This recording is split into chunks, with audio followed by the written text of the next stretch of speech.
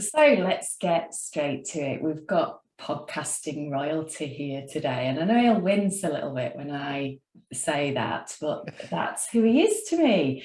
I've got Professor Damian Hughes, who's an international speaker and best-selling author of many books. And his latest is due to be released on the 9th of December, and it's called High Performance: Lessons from the Best on Becoming the Best.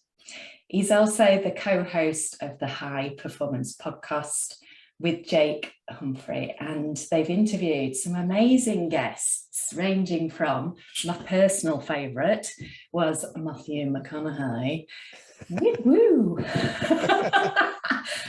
Rio Ferdinand, Alistair Campbell, Dame Kelly Holmes. That interview brought me to tears, you know. It was just found it so moving. What, the one with Kelly? Yeah. Yeah, I really loved it. And then more recently, Mel Robbins. And you know what was cool about that? Again, when I was doing my research, Mel Robbins appeared on my Instagram. Yeah. And I could see that she'd been in London. I was like, oh, bloody hell, I missed her. And then she put, thanks to Virgin Radio. And then there you were as well. I was like, bloody hell. That is just so cool.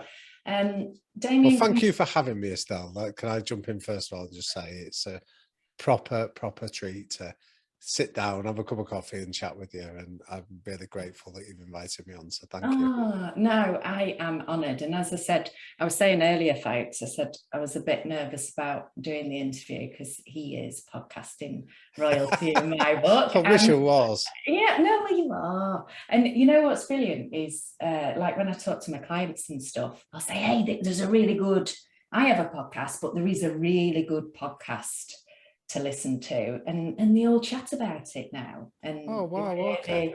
They really love your stuff. Oh well, thank you. That's incredibly generous of you. They really do appreciate it. Like, you know as well as I do that word of mouth is always the best recommendation. So if somebody that you trust tells you about something, you're more inclined to give it a go. So that, I don't take that lightly. So thank you, Estelle. No, not at all.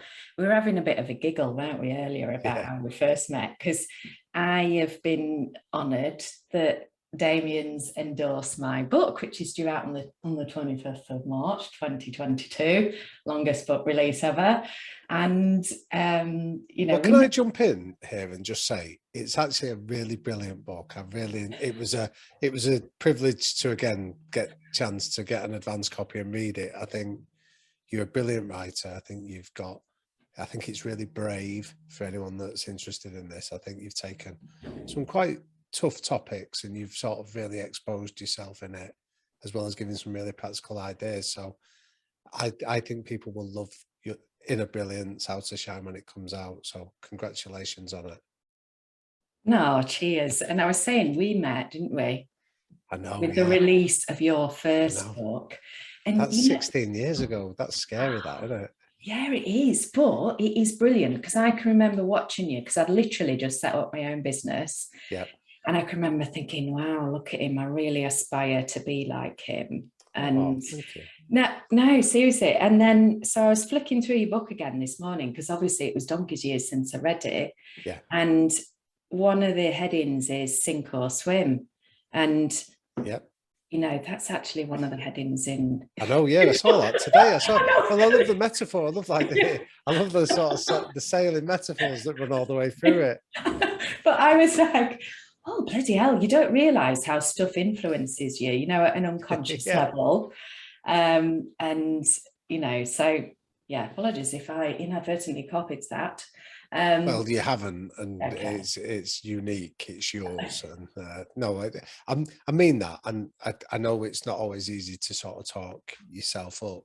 So I'll do it for you on this, that anyone listening to this, I'm sure, is sort of well versed in your work anyway, Estelle, but it's brilliant. I really enjoyed it. I think you've got such a lovely writing style. It's your voice.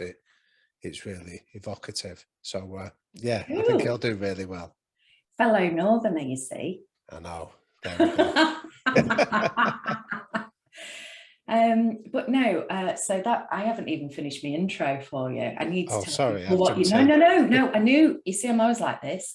But just to share what it is that you do, you combine your practical and academic background. I mean, it's amazing that you're a professor as well. Yeah. With background in sport. I'm dying to know which teams. I know perhaps you won't be able to tell us some stuff. Some stuff will be confidential. Sure. But organizational development and change psychology to help organizations and teams to create high performing cultures. So, wow, thanks again for endorsing my book. This is my opinion of Damian, and he's just such a genuine good guy. He's one of the good guys. Oh, thank you. And I mean it sincerely. You know, when you're in business, you come across lots of people, don't you? And I think I'm a pretty good judge of character. And the mere fact that you, one, were generous and endorsed my book, but I love the fact that you're both frank and funny. I mean, I love your Instagram posts. And in fact, we share a mutual client. All right. And we were saying we're a bit like groupies on Instagram because we love your Instagram post. Right, go on. And I've got another funny story actually, because they'd asked you to do the keynote speech, but Damian was too busy. Ladies and gentlemen, but there was a gap in my calendar, and they said, would you mind backfilling for him and doing his slot? And I was like, yeah, I really would love to do that. Anyway, they came back to me a few weeks later and they said, actually, Damian's available now, so we don't need you. Oh, no, sorry. No, you didn't let me know. Would have shared it. Honest to God, it was so funny because, you know, as a business owner, you don't like losing business, do you? No, of course, yeah. But I just, again, was like so chuffed that your name and my name came up in the same. Oh, well, that's lovely. Well, thank you. And again, that's the sort of generosity that is your hallmark. No, but I got here, you know, you're genuine, you're funny, you're generous, but also I love the fact you're not afraid to ask those difficult questions. And I was saying, I was watching Damian just this morning interview Mel Robbins, who is an international coach. And go on, tell us about that difficult question you asked. Oh, to start it off, yeah. So Mel's brilliant, as you know, but she's got this book out that's come out this month called The High Five Habit. And so we were lucky enough to get an advanced copy of it, Jake and I. And when I read it, the premise is that she says you should start every day by, in your bathroom mirror, giving yourself a high five. So if you stop reading at that point, the cynic in you just goes, what? Hang on a minute, I'm not doing that. And it's easy to sort of decry it and sort of laugh at it and see it as a gimmick. But actually you get beyond that and you start to read it. There's some real science behind it. And the essence is about just valuing yourself and just acknowledging yourself and being kind to yourself, which I don't think there's anyone that'd say, well, that's not a worthy ideal or it's not going to help you. But I'd said to Jake beforehand, I said, I can imagine people, if we don't address this, would just be really cynical and go, this is nonsense. So the opening question we said to her was, I'm going to speak on behalf of the cynics listening to this and just say that I'm not buying the idea of doing a high five in the mirror in the morning. So can you answer the cynics listening to it and say why we should listen a bit deeper and maybe consider giving it a go? And to her immense credit, Mel was brilliant. Her first answer was, don't read the book then. If you're really that deep rooted in your cynicism, you'll get nothing from it. So don't read it. But then she asked a brilliant follow-up question, which said, but then ask yourself, how's cynicism working for you generally in life? Is it getting you where you want to get? Because inevitably the answer is probably not. So, and then she was brilliant. She opened up and she then went into the science and the research and some of her anecdotal, but also research-based writing that she'd done. So I'd dispute that there'd be 90% of the people listen to that. I'd say, okay, right, I can see the benefit. Maybe it's not doing a high five, but you'll find an equivalent where you can just give yourself an acknowledgement. But I think it's important to ask that, because we weren't asking it, and I think Mel got this, was it wasn't trying to be snide or trying to be facetious or trying to trip her up. It was genuinely sort of asking it from a point of view of not being cynical, but being skeptical, to say, I'm not sure, but can you explain why I should be sure about it? And I think that's been a general premise with a lot of the guests that we've had on the podcast, Estelle, that we've not, I think people have been really kind to open up and really generous in sharing a lot of their insights. But I think they've done that because they know that that they sense the intent behind the question. The intent isn't to scoff at them or laugh at them. It's to try and empathize and understand their decision making and some of the factors that have shaped them. Yeah, no, absolutely. And so many nuggets of genius that have come out from your podcast. Like what, for example, what have you taken that you found particularly helpful? Well, I mean, it's like one of the beliefs that we share, which is that there's always something you can do. So, like this, in fact, it was Eddie Jones on series 4, and he was talking about the rugby player Haskell. Oh, yeah. And I love the fact that, my business is called Be, because it's about being yourself. Yeah. And, when he said, he got him, the way that he got him to perform better was he got him to be himself, or he allowed him to be himself. Yeah, brilliant. And I know it's a bit of a funny thing to say, but for a bloke to say that, I really appreciated that. And I think you spoke about, was it psychological safety, and that enabled him to perform and all that type of thing? Yeah, because thanks for sharing that one. So the Eddie Jones example, I think that what you're saying there is that, so we can hear the anecdote of Eddie Jones saying that he knew James Haskell had often tried to almost hide a bit of himself or try and fit in, and he gave him permission to be himself, and that permission led him to be authentic and therefore led to better performance. So we can hear that and go, wow, that's really great. That's really inspirational. And the bit that intrigues me is, so how do we do it then? What do we do? Yeah. So the art of what you do in your coaching work is, how do you give people permission, where they give themselves permission rather, to do that? So in an organization, the answer is psychological safety. So one of the factors, the practical elements that Eddie Jones described was, he sat James Haskell down and said, I'm not going to drop you. Injury permitting, you're going to get 6 games where you're going to start every game. So we removed the fear of failure for him. So we created psychological safety and said, but this is what I now want you to do. And the idea of removing that fear, that judgment, that worried about getting things wrong, focusing on what you can't do as opposed to what you can, is something that all of us can adopt, whether it's we're doing it with our children, whether it's we're doing it in our sort of personal lives, or whether we're doing it in our professional lives. We can all think about how psychologically safe are we creating the environment for people to be able to flourish without fear of consequences. Yeah, absolutely. And it's how do you do that within organizations? Because what's your approach tend to be? Yeah, okay, it's a really good question. I think when I go and work with a team, often it's an invitation from a leader that might say, we understand that we feel we have the potential to perform better than we do, and we think establishing a culture of high performance would benefit us. So in a situation like that, where I'm lucky enough to be invited in, the first question I tend to ask, so there's no real formula because it'll always be different. Yeah. But I think the first question is, tell me what good looks like then for you. So you might start and you say to them, you set the parameters of what success is. It might be your best client, your best customer, it might be your best quarter results. It almost, you tell me what your parameters of success are, and then tell me what the best of those was.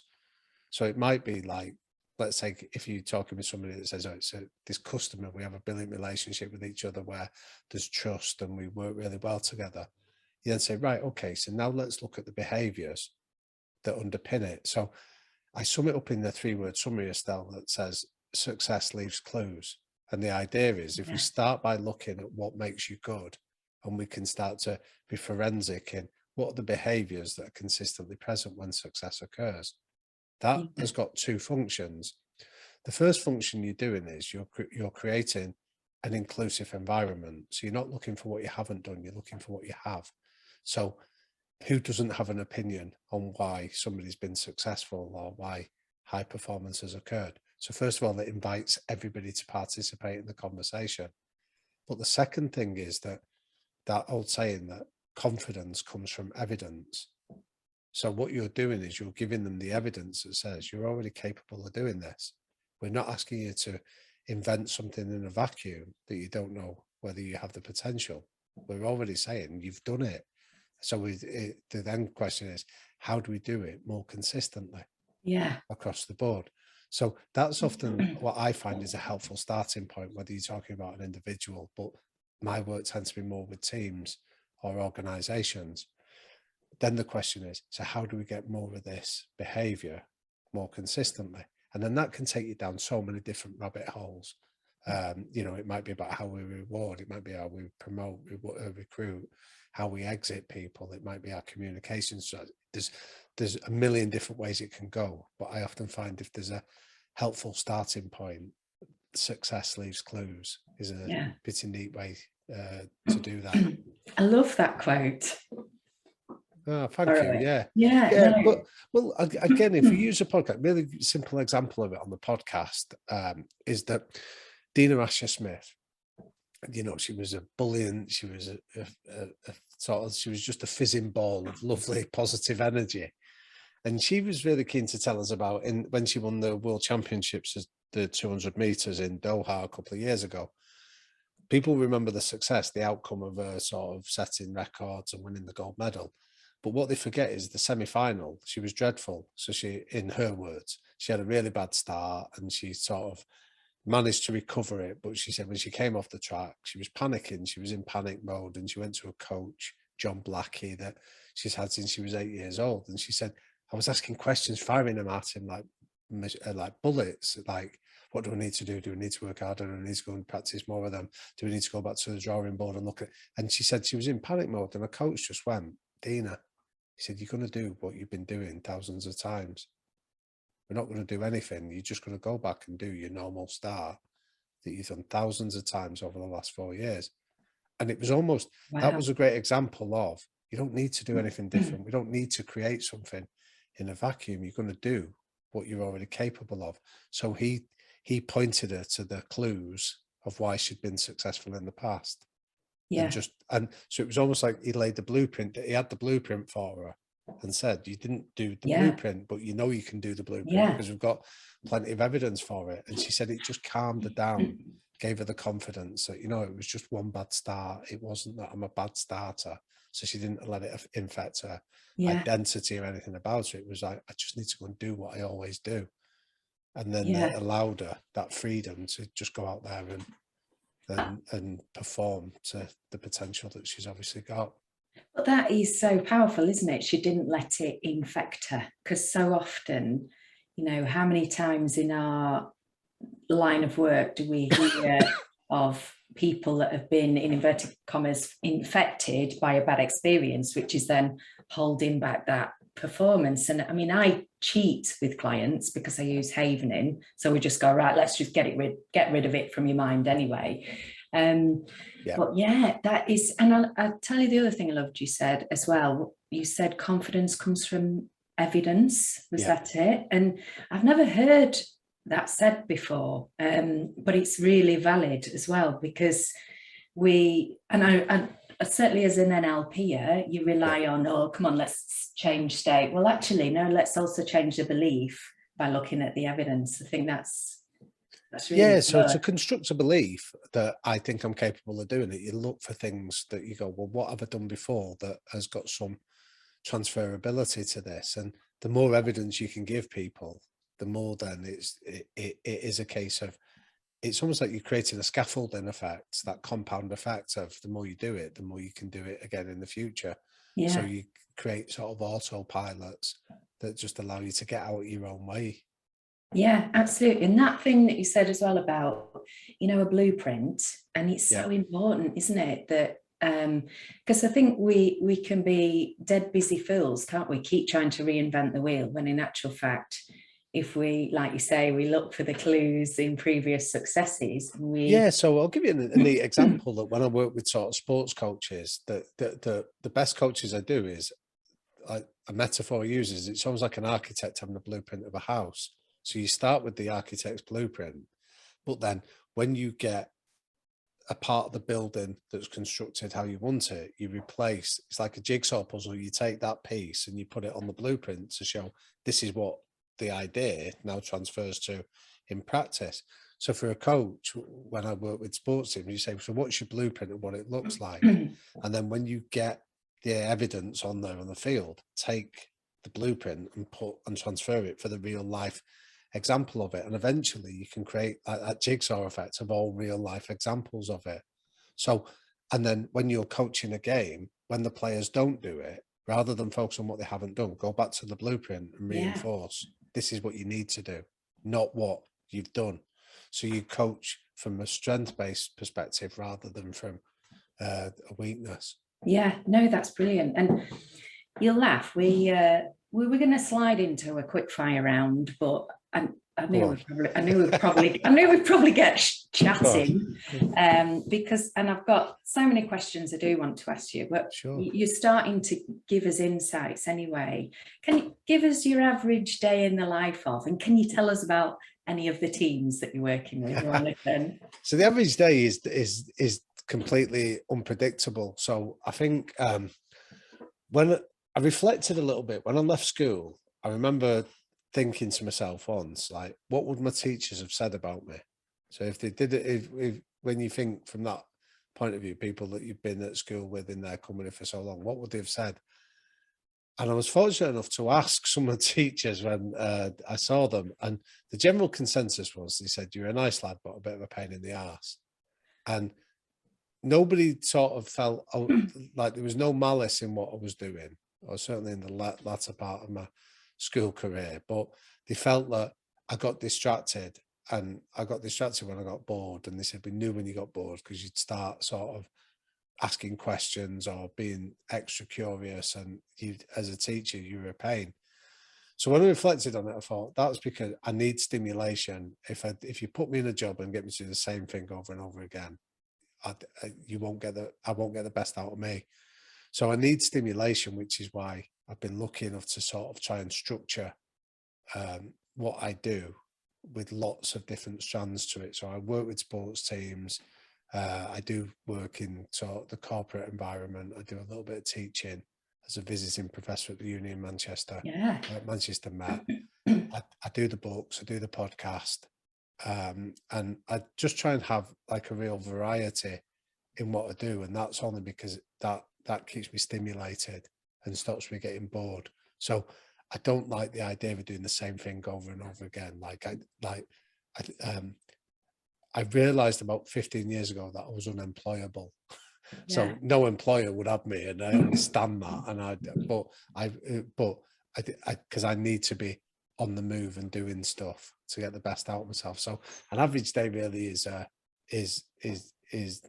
well, there's no typical day. To answer that question. But in terms of some of the sports teams, some of them, I've been really lucky. I've worked for the England Rugby League team. I've worked for the Scotland Rugby Union team. Did France Rugby League as well. And then domestically, I've worked in sort of Premier League football. I've worked with Tracy Neville and the England Roses in the netball, and a wide range of other different teams. So I feel really lucky. I've been into lots of high performing cultures and environments. I was working on the coaching staff with the Canberra Raiders out in Australia for a couple of seasons. So I've been really lucky. I work in sports. I don't often understand the sports, but that's not my job. They're not employing me to work on the technical aspects. It's often working with the coaches in environments like that to create sort of a culture where people can flourish and perform at their best. So yeah, I mean, there's an awful lot of anecdotes and stories from that. And I Yeah. think, but when I explain to people what I do, like when people say, "Oh, you work in sports," I say, "No, I don't. I work with people that just happen to sometimes work in the industry of sport." But equally, you know, I've worked with people that work in law. I've worked with people that work in manufacturing.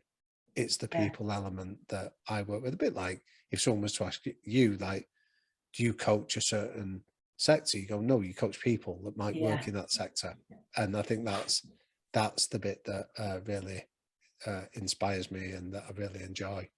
Because again, when I was thinking about you, and so you coach the coaches, is that right? So you're working with the coaches. Yeah, that's probably a Yeah. good way of describing it. And I mean, part of that comes from, so my background is that I grew up in a bit of an unusual background that I grew up in a boxing gym. Right? So my dad was a Yeah. boxing coach in sort of inner Wow. city Manchester.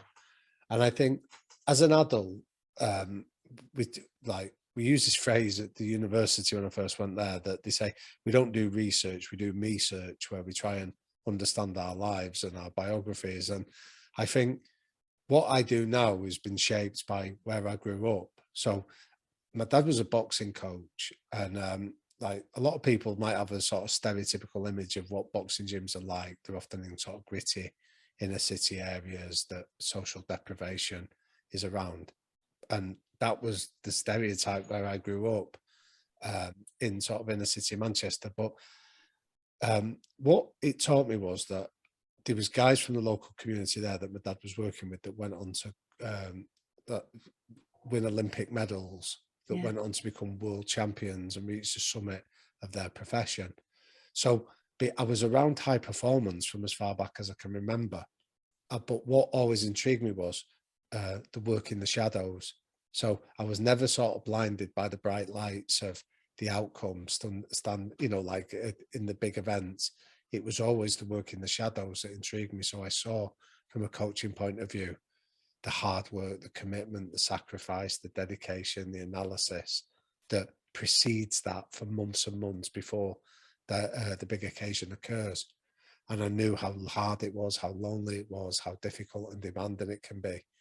So my affinity is working with the coaches as opposed to necessarily the players that are out Mm. there performing, because I think coaching's a hard, lonely, tough, thankless job. So if coaches can call on me for support, that's where I get a lot of satisfaction from. But the Yeah. second nature of it is that the gym that I'm describing where I grew up, it was almost like an oasis in the area it was. So it taught me around the power of culture to shape people for the better. So, you know, like uh, 3 or 4 years ago, Manchester Council named a road after my dad in honour of the Oh, work that he'd wow. done in the community. And it was a really cold January day when, like, the mayor of Manchester came down to unveil it in the area where we grew up.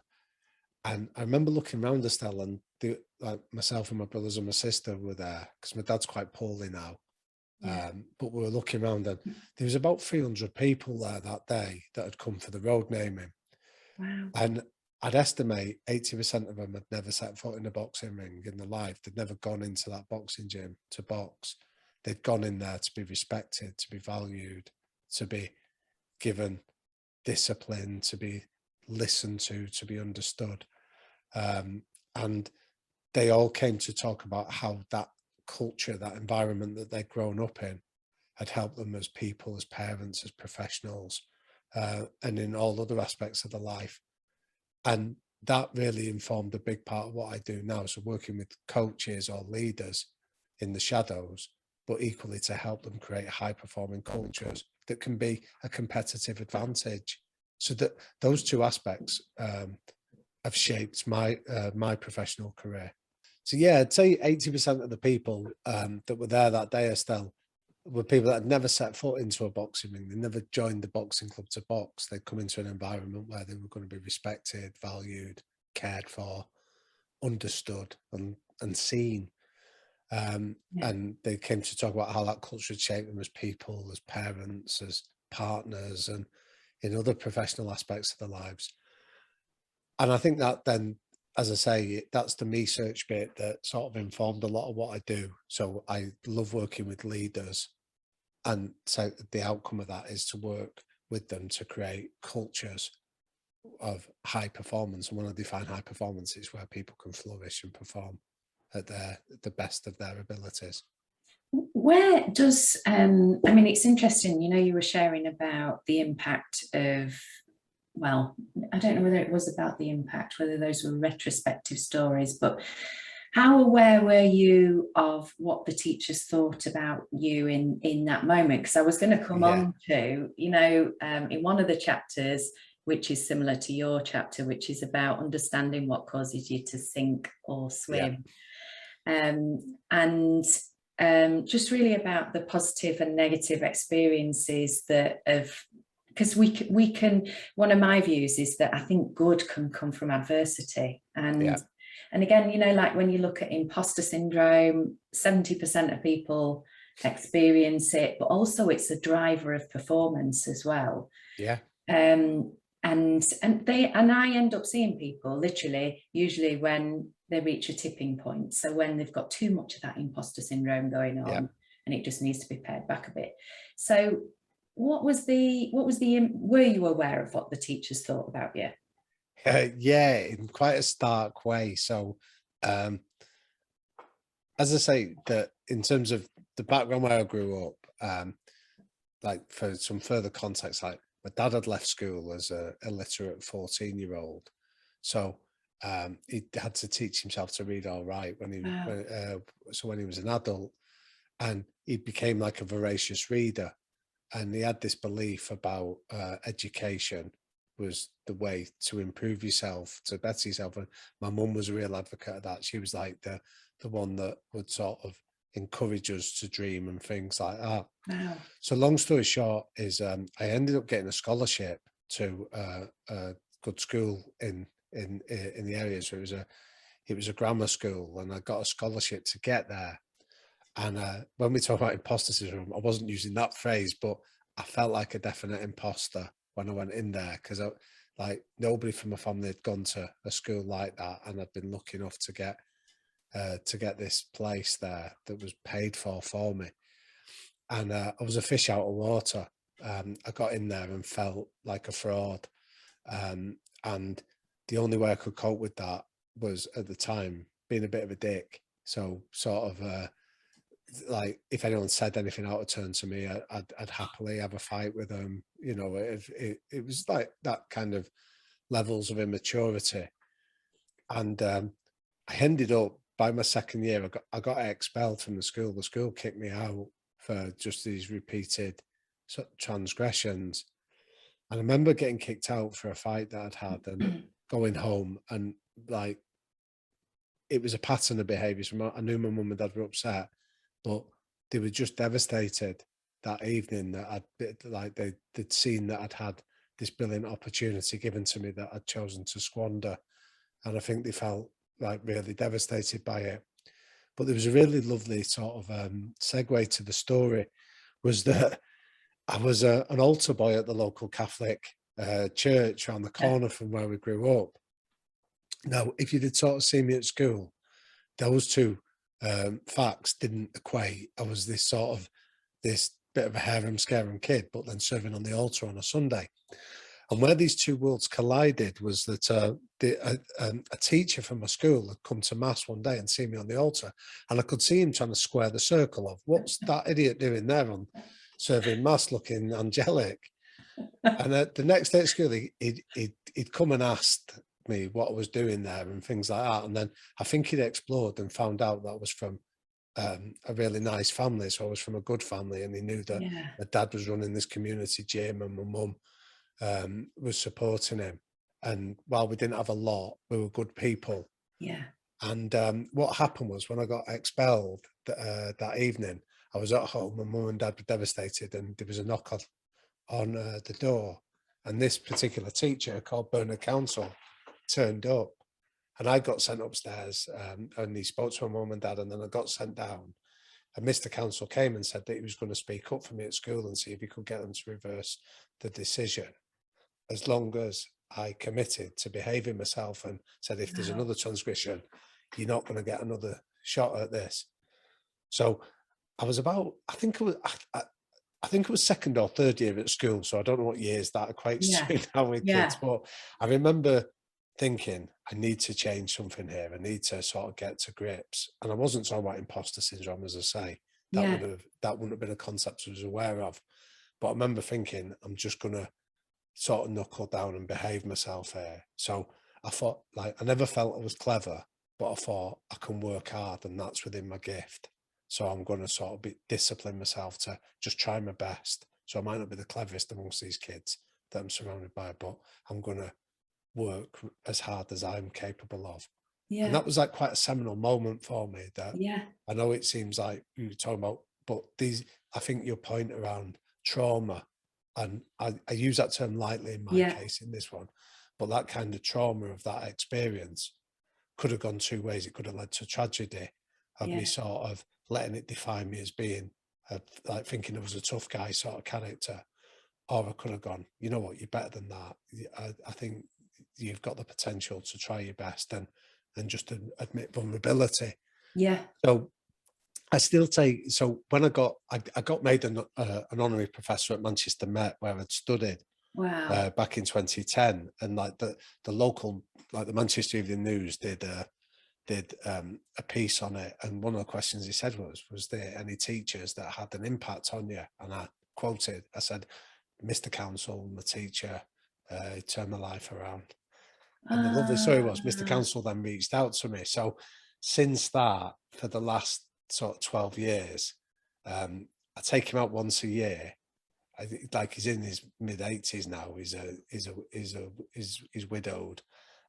He's a widower, sorry. And I go around to his house and sort of take him out just oh, once a year. wow.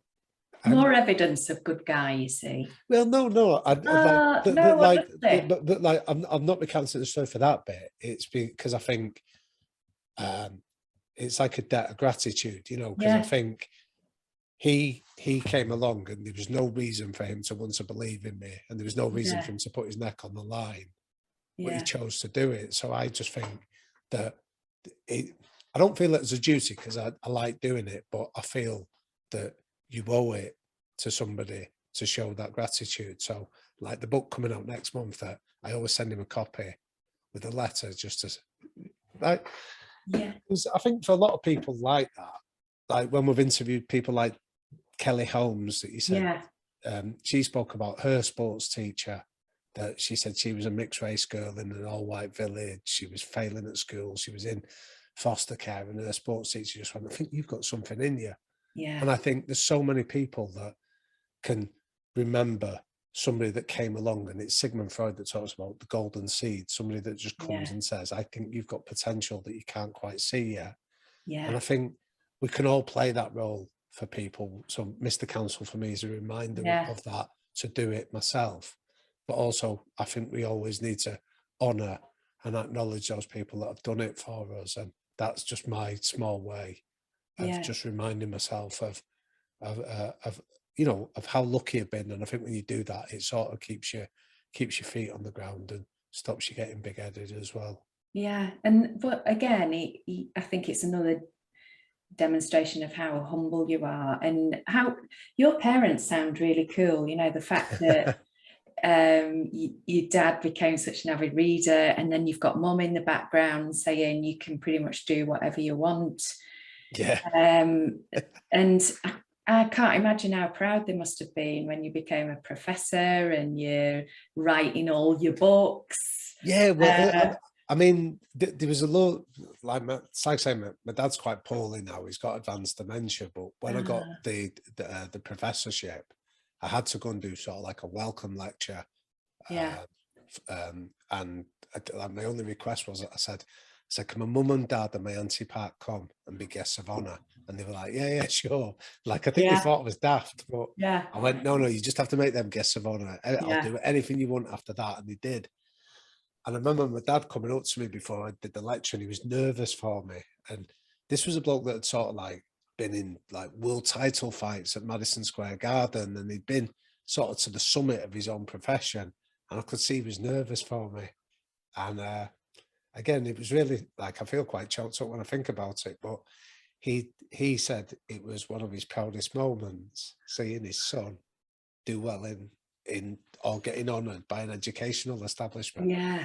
I remember feeling really choked up because it was like, it was almost like a validation for my mum and dad Yeah. of sort of trying to push me down a pathway, not push Yeah. me down, but sort of encourage me down a pathway that that almost like was out of limits for them. Do you know what I mean? For their background and their experiences. That was a world that was just out, just off limits for them. Yeah. So yeah, no, I mean, like they are genuine. I appreciate you saying it, but they are genuinely incredible people. And you know, and they are amazing, aren't they? Those teachers that can sow those seeds, like you say. And Yeah.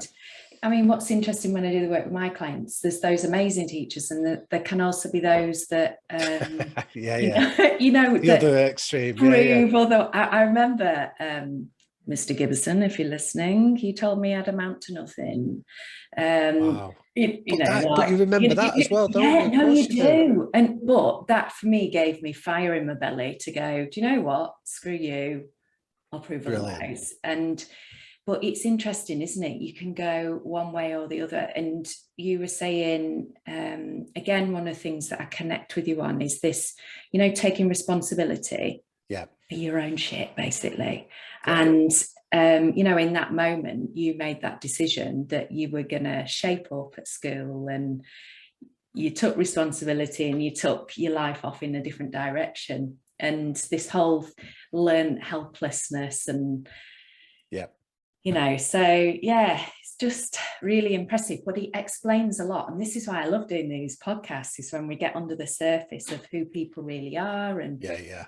why they've had this. I mean, you've referred a lot to luck, but you know, I can see why you're an impressive guy and why Well, the thank you. That's kind, but I think it's important to acknowledge, look, like the fork in the road moments, because I think I like, I don't know if you meet people like I'm lucky enough to do, but like they might have been successful in one aspect of their life, and it really irritates me when they go, "Oh, it came from nothing," and you go, and then you dig and they go, "Oh, he had a mum and dad." Well, that's not nothing then. yeah, You know what I mean? It's like, yeah, to me, it really sort of makes me bristle with a bit of indignation that when, because what they're trying to do is, I get the narrative they're perpetuating of I'm a self-made person, I've pulled myself up from the bootstraps and all that, and you go, and that's really impressive. So I'm not looking to discount it, but please let's not discount the role that you had, like maybe a mum or a dad or somebody in your yeah, life that actually gave a shit about you, or you had a yeah, teacher that just sort of gave you a word of wisdom or a bit of encouragement. So that's not nothing. So I think sometimes it's more that to say that, you know, some of those factors are outside of your control. Like I was lucky to have a mum and dad that loved me like I did, you know, that yeah, had been shaped by their own experiences, but hadn't let like the limit of some of their experiences. They hadn't tried to impose those limits on their children. yeah, Like, and that's nothing to do with me. So I think you have to acknowledge the luck element to go, it's up to you what you do with that. I yeah, agree with the responsibility bit, but I think when you sort of zoom out far enough, you can often see those moments where they're but for the grace of God in many ways. yeah. Yeah, absolutely. So what's next for you? You know, so in chapter 5, I talk about navigating to just destination joy.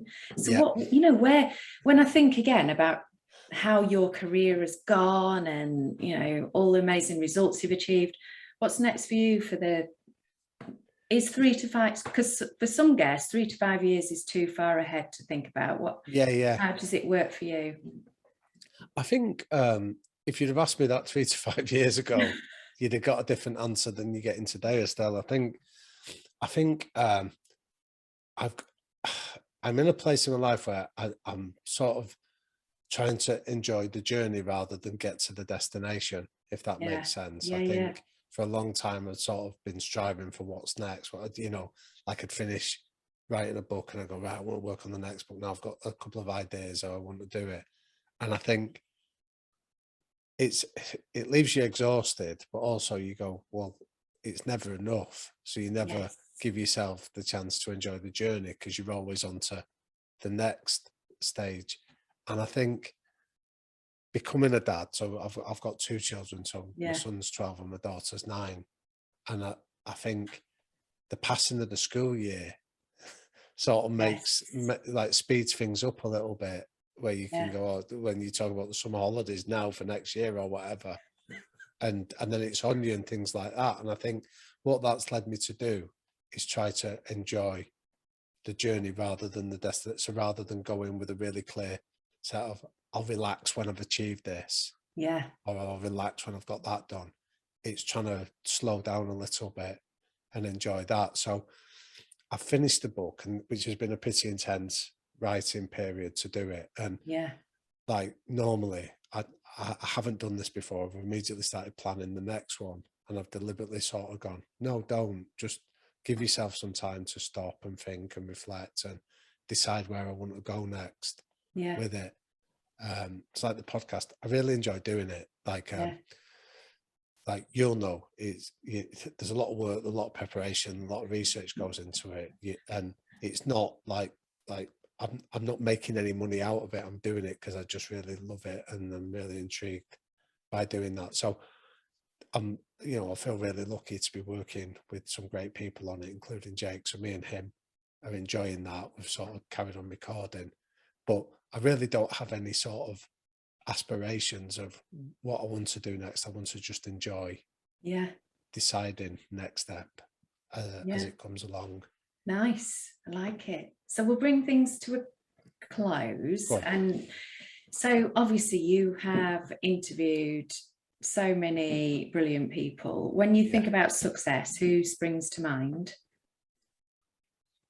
Siya Kolisi, the South African rugby captain.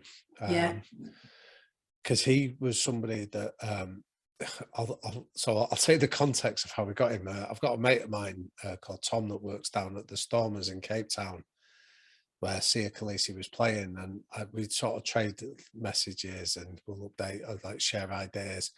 And Tom had told me about Siya Kolisi, and he described this guy whose nickname is the Bear, to give you an idea of his how physically imposing he is. He described him as the best hugger he'd ever met. And I was like, sorry, rewind that. What do you mean? And he went, he was the best hugs of anyone I've ever met in my life. And I was like, that's an intriguing thing to say about this guy. So like, and he went, no, and he said, the reason I'd tell you that is, he said, he hugs the cleaner in the same way that he hugs the president of South Africa when he comes. And he just went, everyone gets a hug off him. But he said, he's the most genuine, down-to-earth bloke you'll ever meet.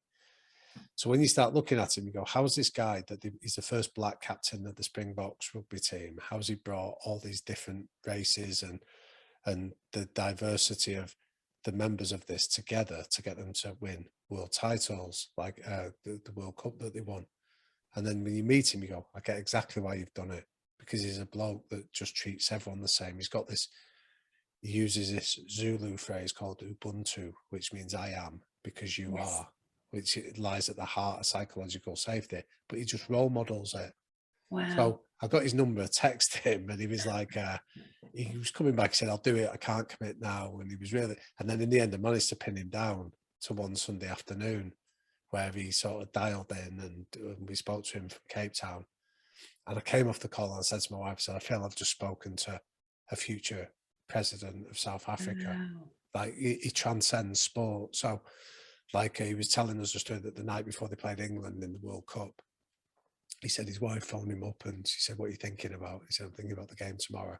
He said, forget the game tomorrow. You're going to win the game tomorrow. Like, you've done all the work for that. You thinking about it isn't going to do anything. He said, what you need to start getting your head in the game of is, what are you going to do with your platform of being the captain of the World Rugby Champions?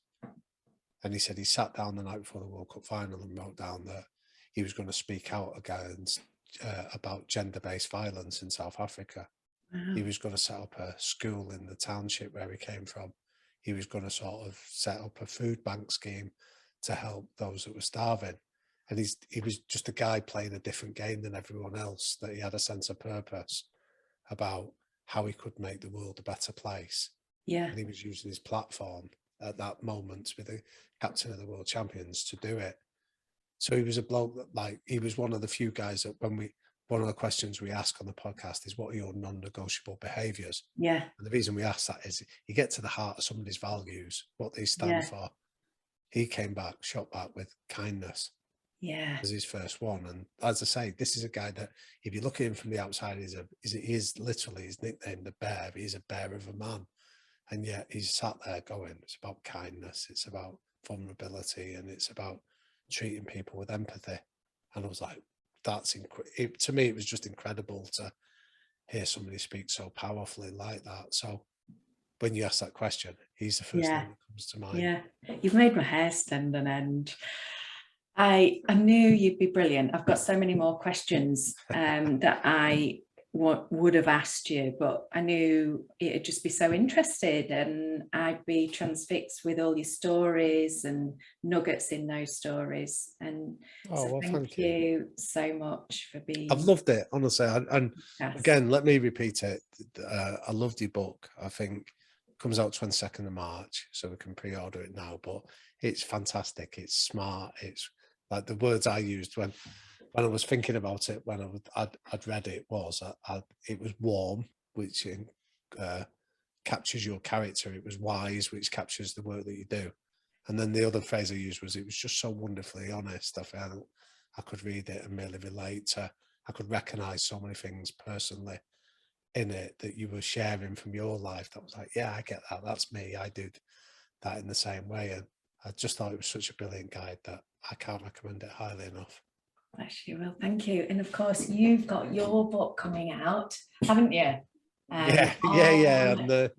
So remind me of the date again. What's the date? It's the 9th of December. So the book is called High Performance, but the subtitle sums it up better than that. It says it's lessons from the best on becoming your best.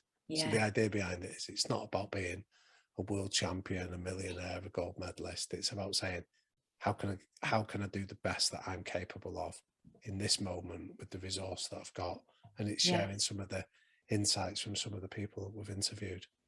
No, it's cool. I've got it on pre-order. Oh, thank you. And it's available. It's going to be available on Audible, Kindle, and in hardback, isn't it?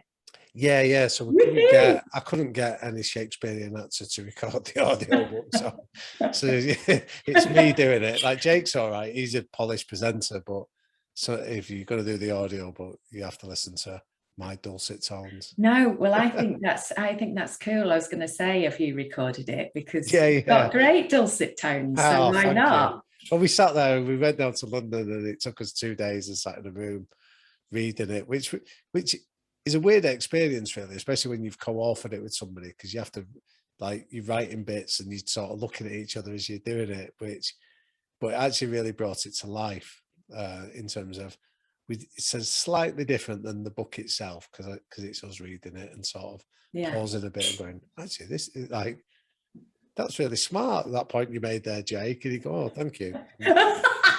Love it. So there's some comedy moments as well. I think so. If it makes the edit, it will be. Yeah. No, that's great. Oh, I love it. Sign of a good double actor. Well, thank you so much. No, thank you. Honestly, I mean, it's been a real treat to catch up with you, and a real privilege to come on your podcast. And I've thoroughly enjoyed it. So thanks for having me.